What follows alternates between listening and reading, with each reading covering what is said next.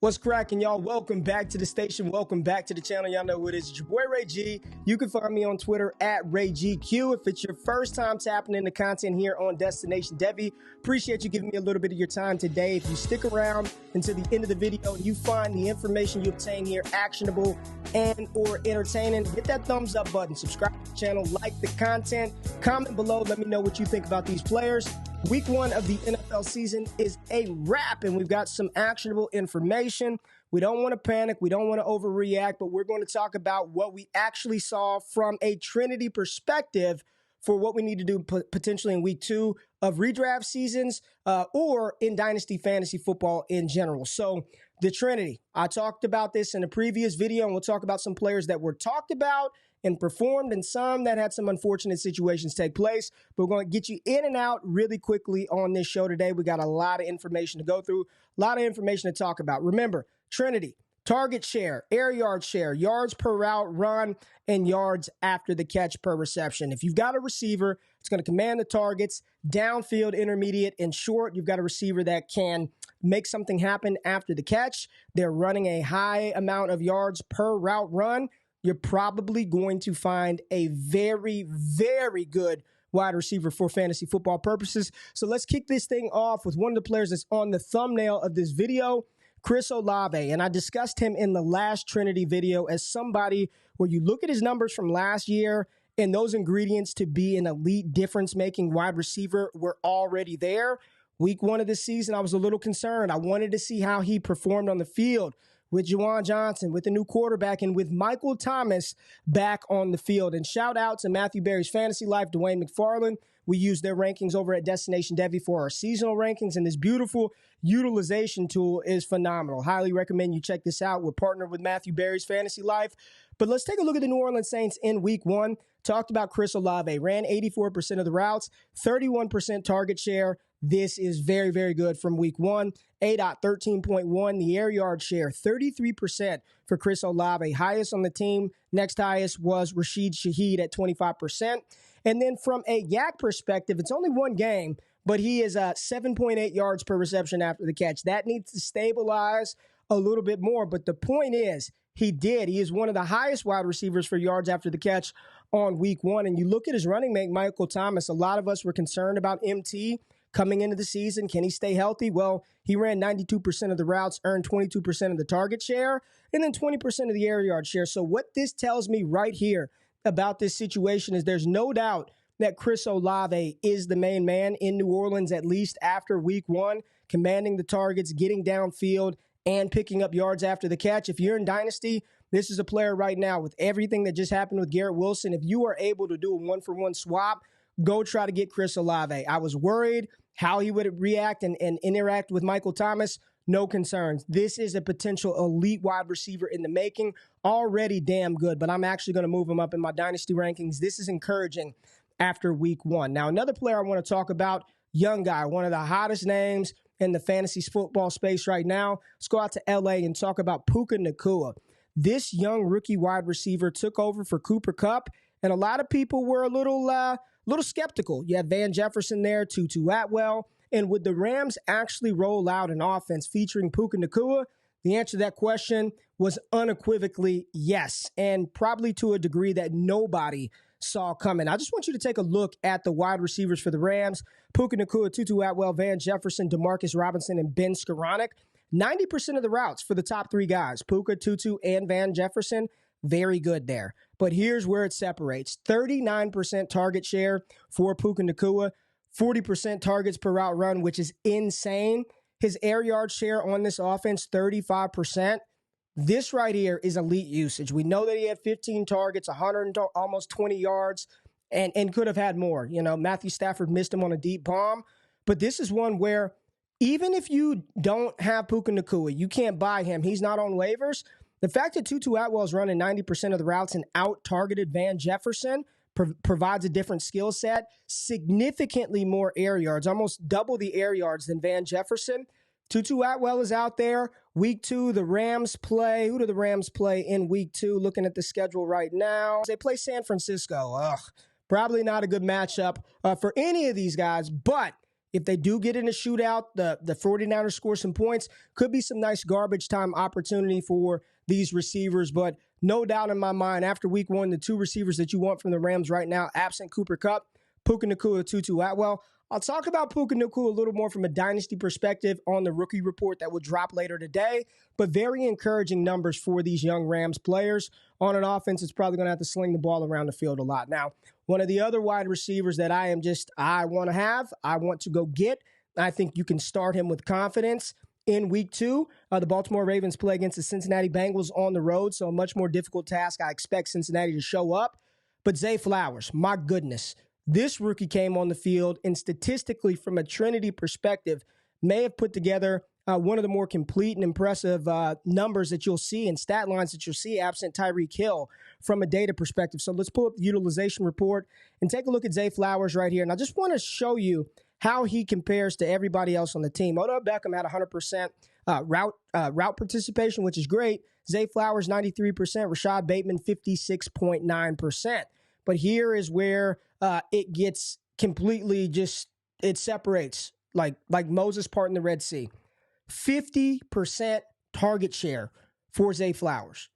50% of the targets went to Zay Flowers, right?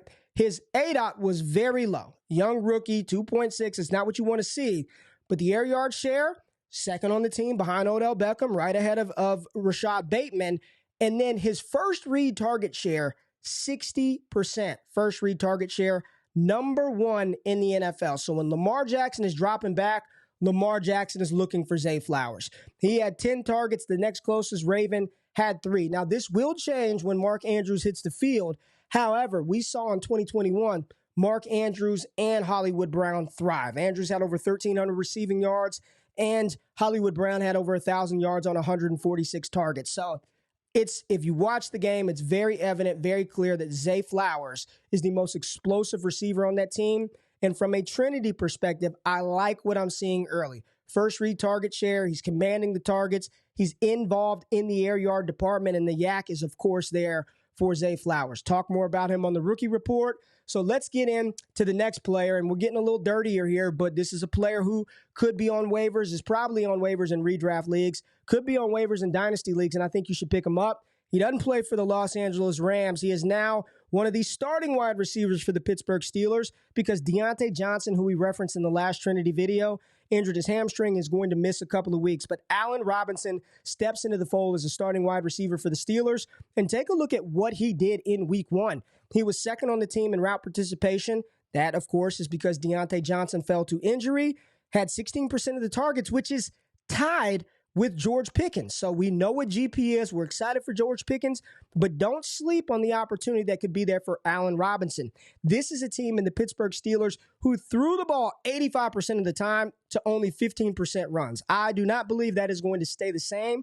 They got down early and had no choice but to throw the ball. But when you're looking at Allen Robinson, you don't really like a lot of these things from a dynasty perspective, but from a redraft seasonal perspective, I'm very curious to see how much of Diontae Johnson's 23% air yard share will inevitably go to A-Rob, or does that get absorbed by George Pickens? You see Calvin Austin was involved in some of the routes as well, but this is a player.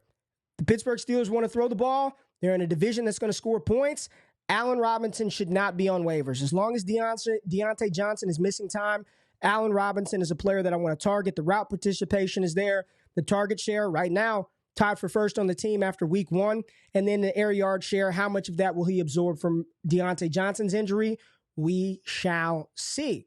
Next player on the board that we need to talk about, again, player in seasonal leagues is on waivers. And I'm going to tell you right now, maybe a little out of sight, out of mind because this team played on Thursday. But I'm here to remind you that if you need a receiver in deeper leagues in a pinch, Josh Reynolds is your guy. This is a very, very good offense that lacks speed. Josh Reynolds is like the fastest that they have outside of Jamison Williams, and he's not very fast. But what you like when you look at the data is Josh Reynolds commanded 35% of the air yard share. He was on the field running routes 81% of the time, which was second highest behind Amon-Ra St. Brown. And he had the second highest target share at 21% behind Amon-Ra St. Brown's 28%. The targets per route run, almost identical with Amon-Ra St. Brown at 21% targets per route run. Amon-Ra at 22%. Marvin Jones, surprisingly, only running 58% of the routes. He had 24% of the targets per route run. But this is a situation where Josh Reynolds, as long as J-Mo is out, Ben Johnson's offense with the play action game, Jahmyr Gibbs, David Montgomery, rushing attack, Sam Laporta underneath, a lot of attention on Amon-Ra St. Brown.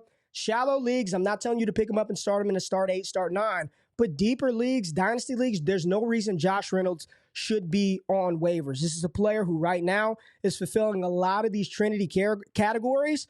Look at that ADOT, almost 12 average depth of target.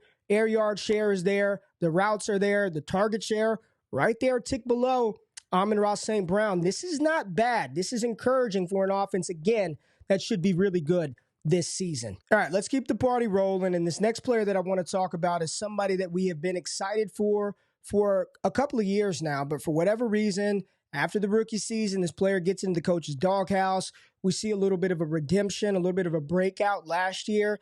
And early returns this year are phenomenal for 49ers wide receiver Brandon Aiyuk. This is a player that we like. This is a player that we liked coming out of Arizona State. His ability to affect defenses after the catch is something that scouts coveted with him coming out of Arizona State. And you saw that show up on the field this past Sunday. And when you look at Brandon Aiyuk's utilization chart, there's no doubt, at least after week 1, who they're trying to get the ball to in the important areas of the field. You look at him, 88% of his routes, he ran 88% of the team's routes, whereas you look at Deebo Samuel, who was out there 100% of routes for the wide receivers, the only receiver on San Francisco to do that. Yet, Brandon Aiyuk garnered 31% of Brock Purdy's targets, while Deebo Samuel is right around 23%.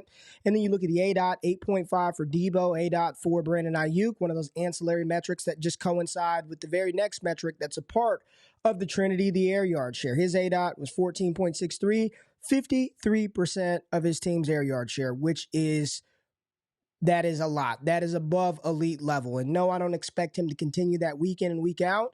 But the route combinations and concepts that they're using Brandon Aiyuk in, he's going to continue to get those 20-yard dig routes, those deep in-breaking routes, those 9 routes. He's going to continue to get those opportunities. And then what you really like to see, another one of those ancillary metrics that just you want your receiver looking for these players when they've got to have it. 33% of his targets come on 3rd and 4th down. So there's a player, Brandon Aiyuk, who I don't want to proclaim him an elite wide receiver right now. There's still a lot of season yet left, a lot of time. But what we saw early in that game really screams that he's not only the one, but he's got the potential to be a true difference maker at the wide receiver position this year, an elite wide receiver with a very efficient quarterback in Brock Purdy. Another player that looked good after week 1 and probably out there on some waivers, maybe deeper leagues, maybe some shallow leagues that he was dropped or nobody's really paying attention to the New England Patriots. But I want to talk about the guy that the beat reporter said could lead the team in targets, receptions, yards. You hear about Juju's knee. Kendrick Bourne went out there week 1 and commanded it for the New England Patriots. And this is a Patriots team that played much better than a lot of people thought they would.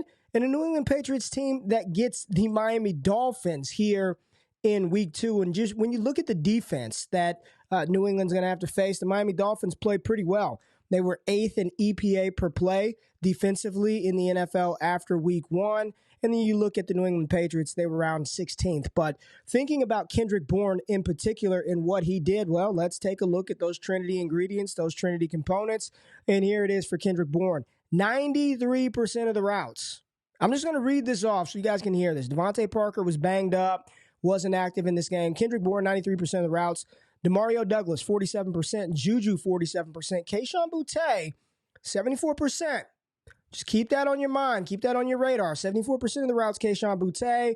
Problem is, Boutte only had 8% of the targets, but Kendrick Bourne, 21% of the targets. Next closest, Douglas and Juju with 13% target share. The air yard share, very important as well. You look at Kendrick Bourne, 32% for him, opposed to Kayshon Boutte, only 22%, and no other New England Patriot wide receiver over 20. So, again, for Dynasty, are you interested in Kendrick Bourne long-term?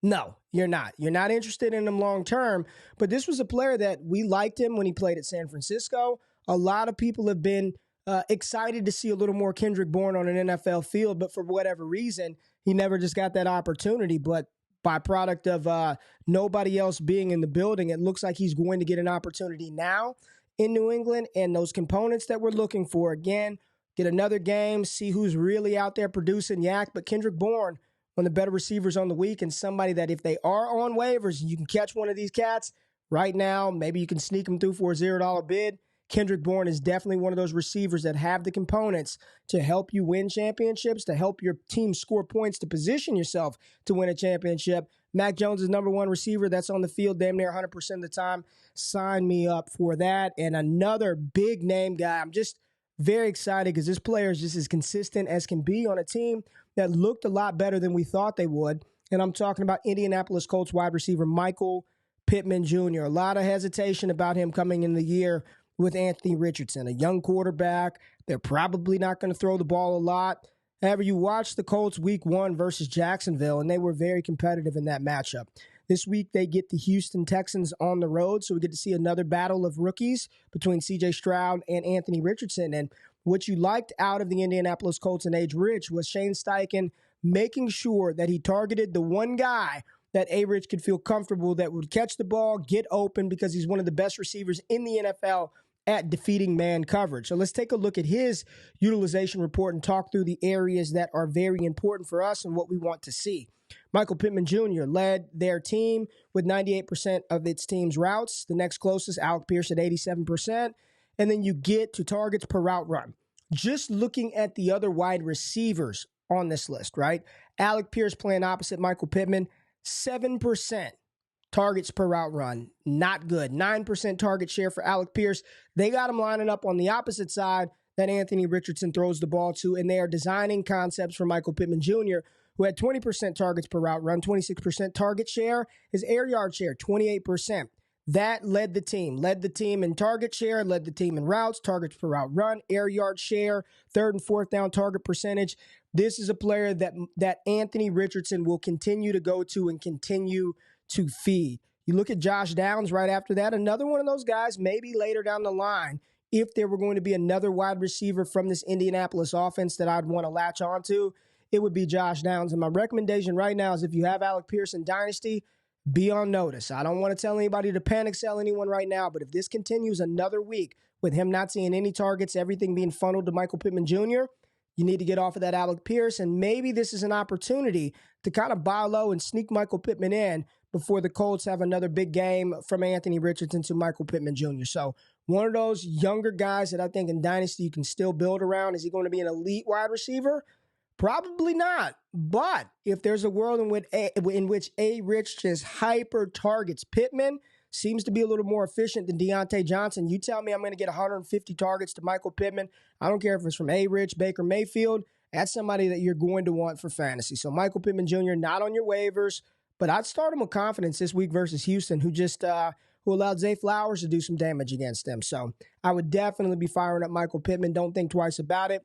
And just keep Josh Downs on your radar. Now, next player is a guy that we talked about on the last Trinity show, and it came to fruition in a major way. And I'm talking about Jakobi Meyers, the new wide receiver 2 for the Las Vegas Raiders, playing opposite Davante Adams. They got out there and got a dub versus the Denver Broncos. And Jakobi Meyers was awesome, was phenomenal, as was Davante Adams. Both of those guys were incredible in this matchup. You look at this. Adams ran 100% of the routes for that team. Jakobi Meyers only 83%. But then you look at all the other receivers out there, right? DeAndre Carter, Hunter Renfrow, Christian Wilkerson, all those guys, 10%, 31%. Targets per route run. This is insane. 42% to Jakobi Meyers. He had a 38% target share and a 41% air yard share. If he continued this throughout the season, and I know he had 2 touchdowns in this one, I mean, he's going to be a monster. Now, I'm not predicting that Jakobi Meyers is going to do this for the entire season, but what Jimmy Garoppolo did in this game is, I believe, 90% of the targets, right? Look at that. You add that up. Yeah, that target share went to those guys. Like, they were going to Jakobi Meyers and Davante Adams time and time and time again. Everything was just funneled to those guys. And if you're going to tell me that you're going to have 2 receivers that get a 30+% target share, a 30+, when I'm not even going to 40% air yard share, 30+% air yard share, this is probably going to be pretty fruitful for us. So Jakobi Meyers, one of those players. I don't know how many leagues he was actually started in this week. I don't know if he's going to be available with concussion protocol. They play the Buffalo Bills on the road. That might be one if he's not all the way healthy. It'd be okay to sit him out. You fire up Devontae Adams with full confidence.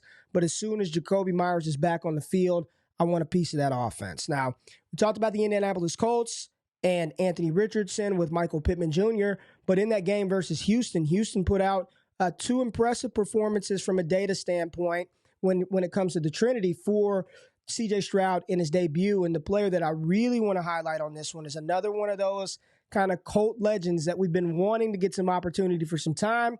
Actually got some and looked pretty damn good doing it. And I'm talking about Nico Collins from the Houston Texans. You take a look at his utilization chart, combined with Robert Woods and Noah Brown. All those guys ran 70% of their team's routes. Nico Collins, 72%, Robert Woods, 74%. And then you look at the target share for those two in particular. The only two wide receivers on that team to garner more than 20%. Hell, to garner more than 10% of C.J. Stroud's targets. And what does that tell me? Young rookie quarterback hyper-targeting the two guys that he trusts the most, the veterans, Nico Collins and Robert Woods. Nico Collins, unlike Robert Woods, had 64% of his team's air yards. Unreal. 64% of his team's air yards went to Nico Collins. C.J. Stroud threw the ball 40-plus times. If he's going to continue to maintain that type of volume, Nico Collins is going to have an opportunity to produce. Now, this game, 14 points, you need the touchdown, but everything else was there. Target share right there at over 25%. You look at the air yard share is there. You want some more route participation, just stay on the field a little bit more, Nico Collins, but I get it. A lot of running plays. You got two solid quality backs in Dameon Pierce and Devin Singletary trying to take some pressure off your young quarterback. Check for Nico Collins and Robert Woods. Shallow leagues, they're probably on waivers, not telling you to pick them up right away. You need to prioritize Puka Nacua, prioritize Zay Flowers. But these are two players playing on a team where defensively they're going to be scored on. Houston Texans have a lot of good young pieces, but they did lose Jalen Petrie in that matchup. They're going to be scored on, and they're going to let their young quarterback throw the ball. I love him coming out from week one and chunking it 44 times all over the field, getting different receivers involved. C.J. Stroud's going to be all right. Nico Collins will be a beneficiary, as will Robert Woods. Let's talk about a couple of more players. We've got a rookie in here that I want to touch on. Jayden Reed of the Green Bay Packers. We go out there week one. Everybody is worried about what Jordan Love is going to look like. Love goes out there and looks like one of the better quarterbacks that we saw play football this weekend. Now, test is a little bit tougher. They go to Atlanta, and Atlanta has a very good defense. Jesse Bates was all over the field. Richie Grant can get after it at the safety position. You've got A.J. Terrell. Not sure if Christian Watson is going to play or not. Romeo Doubs had a big game. But when you look at Jayden Reed, the peripherals and the metrics, they scream there could be something there down the line. So let's take a look at Jayden Reed. 67% of the routes, tied for first on the team with Romeo Doubs. You look at his target share, tied with Romeo Doubs at 19%, so right there with Romeo. You look at the targets per route run, identical, 25% for both of those guys. Now, here's where Jayden Reed has a little bit of the upper hand when you're talking Trinity. Now, Doubs did get those red zone targets, which really, really helps getting 50% of those end zone targets. But 32% of the team's air yard shares for Jayden Reed, and this is a team, Jordan Love wants to take deep shots. They are going to throw the ball down the field, so especially in best ball formats, Jayden Reed is a wide receiver that I want to make sure that I have rostered, or if they're on waivers, put a star next to that name. But in best ball, you get a player that's getting 30+% of its team air yards, and they want to push the ball downfield.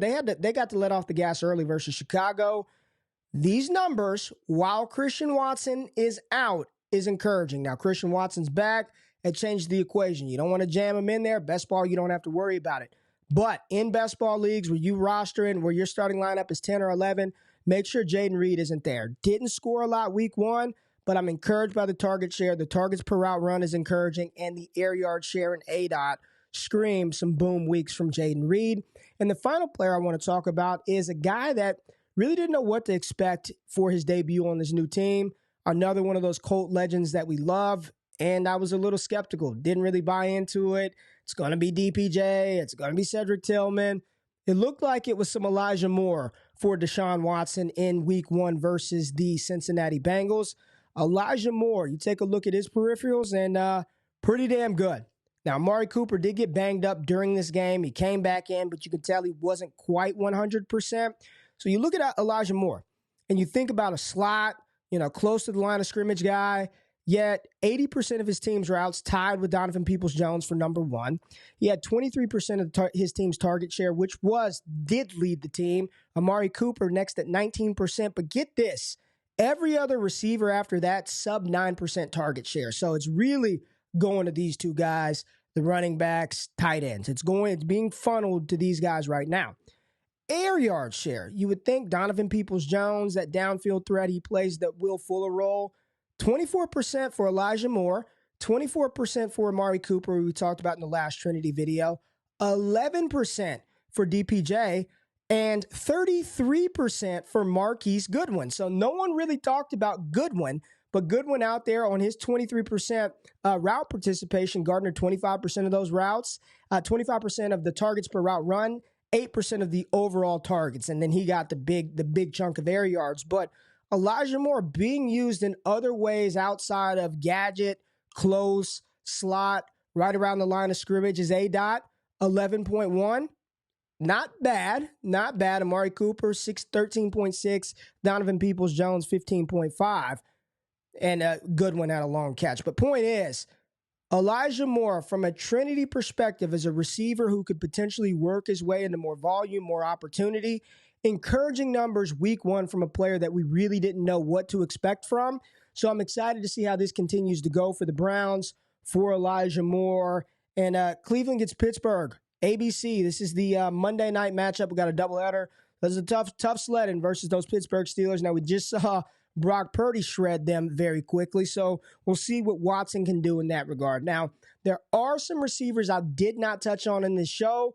I'm going to let one more week happen, and then we're going to talk about some players who we're a little concerned about after a couple of weeks of NFL action. So I appreciate you being here. If you stuck around until the end of the video, like I asked, just hit that thumbs up button, like, subscribe to content, comment below, let me know which players you're excited about, which players have you a little bit nervous after week 1. We don't want to panic, but we are going to react. So I appreciate you tapping into Destination Devi. Got a lot of good stuff coming your way very soon. Y'all be blessed. Have a good one. I'm out. Peace.